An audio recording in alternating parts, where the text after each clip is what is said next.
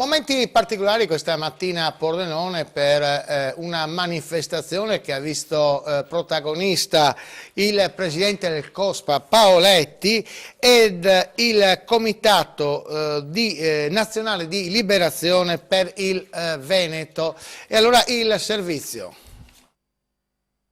Protesta e chiesta in maniera molto determinata dal COSPA, Comitato Spontaneo Agricoltori, associazione con sede a Pordenone, che opera a livello interregionale per tutelare gli interessi degli agricoltori in genere, ma soprattutto per quelli che hanno il problema delle quote latte.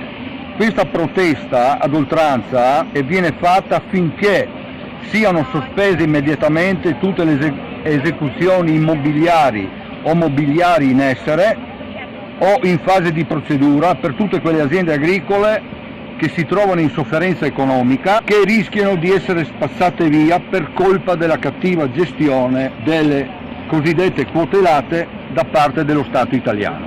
Cosa chiedete a questo punto? Noi chiediamo che la magistratura faccia il proprio mestiere e qua devo assolutamente citare le parole testuali di un ministro dell'agricoltura italiana. Che sarebbe chi? Il nome lo faremo il 2 maggio in appello a Trieste per quanto riguarda il processo a Paoletti Franco, il sottoscritto, in quanto legale rappresentante della cooperativa Nord-Est, che è stato accusato, lui e la sua cooperativa, per truffa ai danni dello Stato, articolo 640,2. Per ragioni di Stato la verità sulle quote latte sarà secretata. Per cui, se volete salvarvi, mettete il prima possibile le vostre aziende in sicurezza.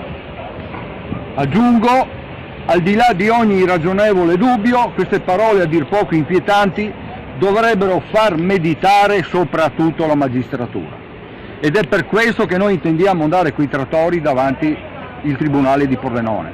Sapete a cosa andate incontro, no? Forzando un divieto, boicottando l'ordine della polizia, sì. Comunque siete destinati voi e volete andare avanti. Noi come cooperativa Nord-Est, per tutte e due le realtà economiche, il sottoscritto è stato accusato di truffa ai danni dello Stato. Inspiegabilmente per la latteria la vicenda è stata archiviata, per la cooperativa Nord-Est invece un collegio di giudici ha accusato la cooperativa.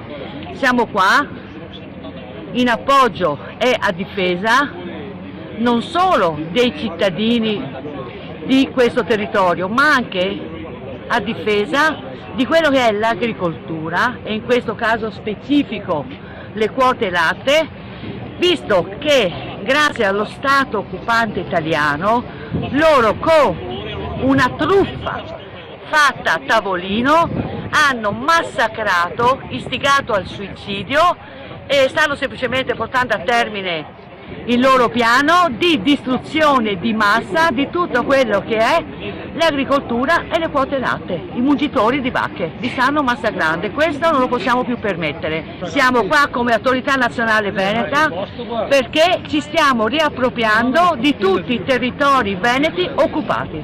Qual è il vostro scopo oggi?